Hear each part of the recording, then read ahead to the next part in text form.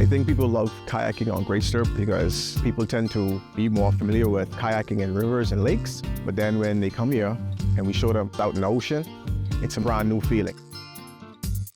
People come down, we get them checked in, suited up, give them the life vests, safety briefing, teach them how to paddle, and then we're gonna head out. We're going out in open water, but alongside the rocks, so give them a little feel of this area around the island. We're gonna show them any wildlife we might encounter, conch, starfish. Sometimes you see stuff, sometimes you don't, but it's always a show.